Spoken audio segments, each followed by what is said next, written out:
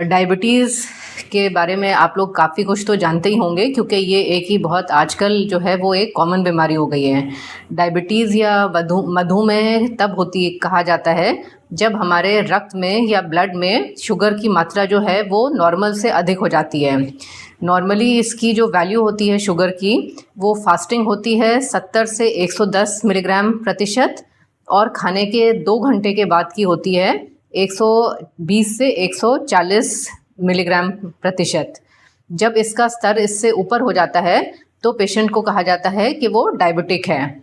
इसकी हम एक वैल्यू से नहीं करते हैं, मगर 3 वैल्यू हमें मिलनी चाहिए शुगर की बढ़ी हुई, तब हम उस पेशेंट को डायबिटीज़ के तौर पर लेबल करते हैं। एक और भी तरीका होता है जिसको कि हम कहते हैं HbA1c का मेजर करने के लिए। ये होता है 3 महीने से इसका हमको एवरेज मिल जाता है। जैसे फास्टिंग और पीपी तो किसी भी पेशेंट का बढ़ा हो सकता है, एक दिन पहले जैसे उसने कुछ खाया हो मीठा ज़्यादा, तो अगले दिन उसका बढ़ जाए, बट ये 3 महीने का वैल्यू हमको बताता है। तो डायबिटीज़ की हम डेफिनेशन देखें तो इसकी यही डेफिनेशन है। शुगर हमको कैसे होता है, शरीर में हमारा एक हार्मोन होता है जिसको कि इंसुलिन कहा जाता है, और ये पैनक्रियास इसको बनाता है।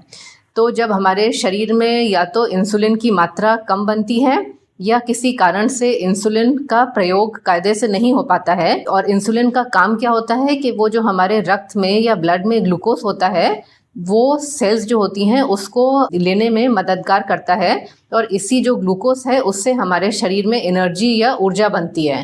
तो जब इंसुलिन की मात्रा कम होती है या इंसुलिन सही तरह से काम नहीं कर पाता है, तो जो हमारी बॉडी की सेल्स होती हैं वो ये ग्लूकोज के अपटेक को नहीं कर पाती हैं, जिससे हमारे शरीर में ऊर्जा नहीं बन पाती है। टाइप्स ऑफ डायबिटीज़ होते तो बहुत सारे हैं, मगर जो मेन टाइप ऑफ डायबिटीज़ हैं जो कि हमको जानने की आवश्यकता है वो है टाइप 1 डायबिटीज़, टाइप 2 डायबिटीज़ और जेस्टेशनल डायबिटीज़। टाइप 1 डायबिटीज़ वो होता है जिसको कि हम इंसुलिन डिपेंडेंट डायबिटीज़ मेलाइटिस कहा जाता है। ये अधिकतर किस में होती है, बच्चों में होती है, और इसमें मरीज़ को शुरुआत से ही इंसुलिन की आवश्यकता होती है। ये एकदम क्लासिकल डायबिटीज़ के पिक्चर की तरह प्रेजेंट करता है। इसमें पेशेंट को जैसे बहुत ज़्यादा प्यास लगती है, उसको पेशाब बहुत ज़्यादा होता है, वज़न कम होता है, तो ये बेसिकली टाइप 1 डायबिटीज़ है। और टाइप 2 डायबिटीज़ जो होती है वो जनरली अडल्ट्स में या बड़े लोगों में होती है, और इसमें जो है ये ज़्यादातर डिटेक्ट कैसे होती है, एक्सीडेंटली होती है। जैसे पेशेंट आया अस्पताल में किसी और वजह से, जैसे उसको कोई ऑपरेशन करवाना है या उसने अपना रूटीन ब्लड चेकअप करवाया, तो उसमें पता चलता है कि उसका शुगर की मात्रा बढ़ी हुई है शरीर में। तो ये टाइप 2 डायबिटीज़ होती है जो कि अडल्ट्स में होती है, और इसका कारण ज़्यादातर होता है या तो ये जेनेटिक होती है, या फिर जैसे पेशेंट की एक्टिविटी लेवल बिल्कुल नहीं है, बैठा रहता है। जैसे आजकल के ज़माने में हम लोग देखते हैं कि फ़िज़िकल एक्टिविटी कम है, टाइम नहीं है किसी के पास, वो ऑफिस में बैठे रहते हैं या कंप्यूटर पे या लैपटॉप में, या बच्चों में भी ऐसा होता है कि वो टीवी पर बैठे रहते हैं, तो उनकी कोई भी एक्टिविटी नहीं है। तो जब वो बड़े होते हैं तो उनको जाकर शुगर डेवलप होने की संभावना ज़्यादा होती है। डायबिटीज़ के कारण बहुत सारे होते हैं। 2 मेन कारण जो होते हैं वो ये होता है, या तो शरीर में इंसुलिन सही मात्रा में बनती नहीं है जितनी कि हमको चाहिए होती है, और यह होता है कि जो इंसुलिन बन रही है उसका उपयोग जो है वो सही तरह से नहीं हो पा रहा है। तो उपयोग सही तरह से कब नहीं हो पाता है, कई मरीज़ होते हैं जिनको कि मेटाबॉलिक सिंड्रोम या सिंड्रोम एक्स के होते हैं, मतलब कि जैसे कि बहुत उनका मोटापा है, बैठे रहते हैं, उनकी कोई फिज़िकल एक्टिविटी नहीं है, तो इस वजह से जो इंसुलिन है उसका जो उपयोग है शरीर में वो सही मात्रा में नहीं हो पाता है। और इसका रीज़न जेनेटिक भी होता है, जैसे घर में माता पिता या भाई बहन किसी को शुगर है तो जेनेटिक होने का भी कारण हो सकता है। ज़्यादा मीठा खाने से डायबिटीज़ नहीं होती है। अगर फैमिली हिस्ट्री है डायबिटीज़ की और जेनेटिकली प्रीडिस्पोज्ड हैं, या पेशेंट को जैसे कि शुगर नहीं है मगर इम्पेयर्ड शुगर लेवल्स हैं, मतलब अगर हल्की सी बढ़ी हुई है, तब अगर वो मीठा खाते हैं तो वो डायबिटीज़ की तरह प्रेजेंट कर सकते हैं। डायबिटीज़ के कारण यही 2 हैं, एक इंसुलिन का ना बनना और दूसरा इंसुलिन का उपयोग कायदे से ना होना।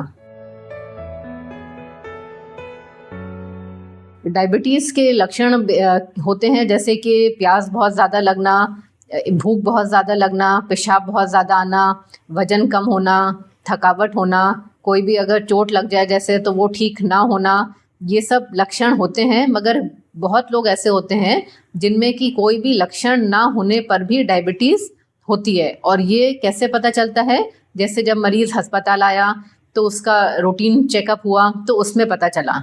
तो डायबिटीज़ लक्षणों के साथ भी हो सकती है और बिना लक्षण के भी हो सकती है। और ज़्यादा प्रीडिस्पोज्ड वो लोग होते हैं जिनकी की फैमिली हिस्ट्री होती है, यानी कि जेनेटिक होती है। तो इसलिए जो है ब्लड शुगर रूटीनली जो है वो एक बार साल में करवाते रहना चाहिए। डायबिटीज़ का इलाज जो है वो आजकल तो बहुत ज़्यादा इसमें एडवांसमेंट्स हो गए हैं।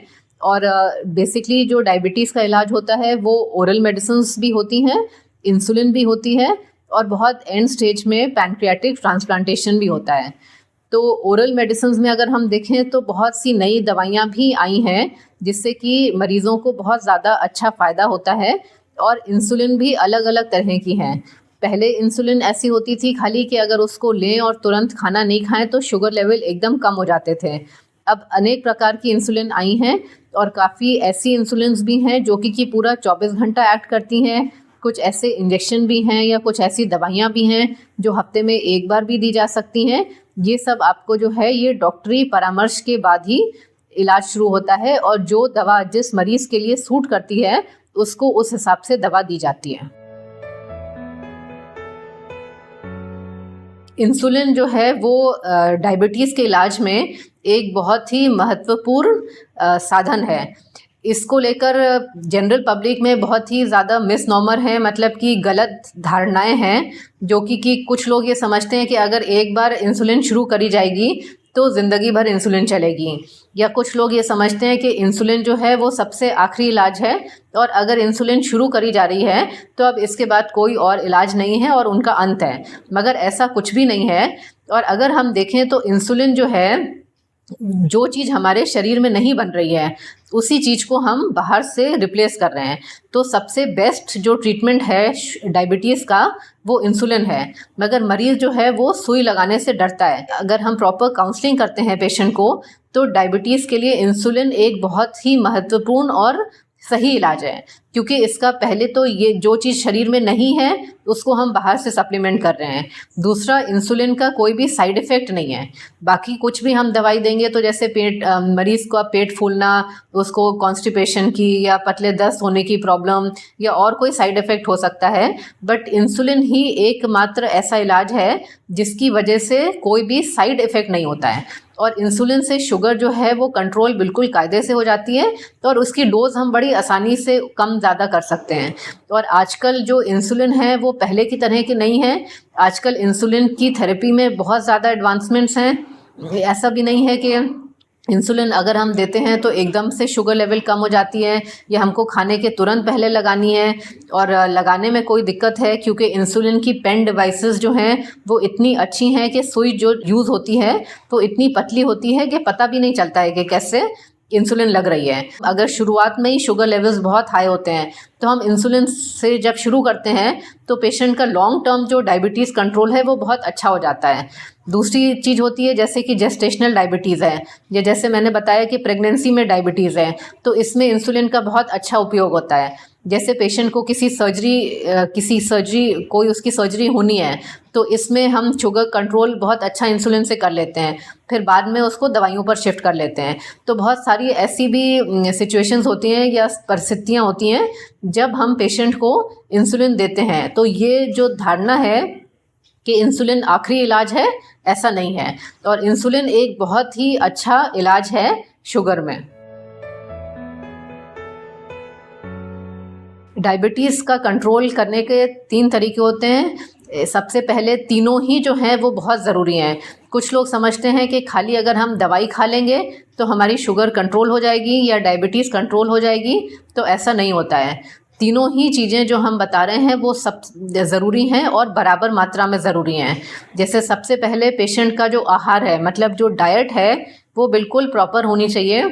जैसे उसको डॉक्टर ने या डाइटिशियन ने बताया है उसको नियमित आहार उसी हिसाब से खाना चाहिए। फिर डाइट ज़रूरी है, इसी तरह जैसे 1/3 कंट्रोल करती है डाइट, 1/3 कंट्रोल करती है फिजिकल एक्टिविटी। वो भी जैसे अभी मैंने आपको बताया कि आधा घंटा से 45 मिनट फिजिकल एक्टिविटी बहुत ही ज़्यादा ज़रूरी है। जैसे इसमें अगर आपको टाइम नहीं मिलता है तो आप ये कर सकते हैं कि जहाँ पर जैसे आपको गाड़ी से जाना है तो आप उतनी दूर पैदल चले गए, जैसे अपने गाड़ी आपने पार्किंग में थोड़ी दूर रखी तो उतना डिस्टेंस आप चल के गए। अक्सर लोग क्या करते हैं कि जो उनको अपने डेस्टिनेशन से सबसे नज़दीक पार्किंग लॉट मिलता है वहाँ पर गाड़ी खड़ी करते हैं, मगर सबसे दूर आप खड़ी करें तो कम से कम उतनी दूर आप चल के जाएंगे। इसी तरह जैसे स्टेयर्स हैं तो अक्सर लोग लिफ्ट को यूज़ करते हैं, मगर स्टेयर्स को यूज़ करें तो कम से कम उतनी आपकी कैलोरीज बर्न होंगी। तो डाइट हो गया, एक फिज़िकल एक्टिविटी हो गया, और तीसरा है दवाइयाँ। तो जो दवाइयाँ आपको डॉक्टर से प्रिस्क्राइब्ड हैं और जब जब आपको फॉलोअप के लिए डॉक्टर बुलाते हैं तब तब आप अगर आप रेगुलर अपने उसमें रहेंगे तो आपकी शुगर जो है वो बिल्कुल कंट्रोल रहेगी। डायबिटीज़ से बचाव के मेन तरीके ये हैं कि हम अपना लाइफस्टाइल मॉडिफाई करें। जो आजकल के ज़माने में एकदम फास्ट लाइफ है कि सुबेरे उठे एकदम काम पे चले गए, दिन भर काम और काम का स्ट्रेस और बैठे रहना, ये सब हमको मॉडिफाई करना पड़ेगा। इसके लिए हमारे लिए नित्य व्यायाम करना वो अति आवश्यक है। कम से कम रोज़ का आधा घंटा से 45 मिनट जो है वो किसी भी फॉर्म में फ़िज़िकल एक्टिविटी जैसे वॉकिंग करना, रनिंग करना, साइकिलिंग करना या स्विमिंग करना, ये सबसे ज़्यादा आवश्यक है। दूसरा, वज़न को कंट्रोल में रखना, ये बहुत ज़्यादा ज़रूरी है। तीसरा, जो भी फास्ट फूड्स खाए जाते हैं वो एक तो हमारे लिए जो कोलेस्ट्रॉल कंटेंट उनमें होता है वो बहुत घातक होता है हमारे शरीर के लिए, प्लस जो फास्ट फूड्स होते हैं उसकी वजह से डायबिटीज़ का जो है आंकड़े हैं वो बहुत ज़्यादा बढ़ जाते हैं पॉपुलेशन में। और तीसरा जो है, जो स्ट्रेस लेवल्स हैं आजकल बहुत ज़्यादा, जैसे कि जो एग्जीक्यूटिव्स हैं उनको मतलब अपने टारगेट्स मीट करने हैं और इतना काम करना है, तो जो स्ट्रेस लेवल्स हैं आजकल और न्यूक्लियर फैमिलीज़ होने की वजह से काम का जो बोझ है और प्लस जो मेंटल स्ट्रेस है उसकी वजह से डायबिटीज़ होने की संभावना बहुत होती है। तो हमको क्या 3 चीज़ों को कंट्रोल करना है, अपने तन को, मन को एंड प्लस जो है हमारी डाइट को। इन तीनों चीज़ों को अगर हम संयमित रखेंगे तो हमको डायबिटीज़ होने की संभावना बहुत कम होती है।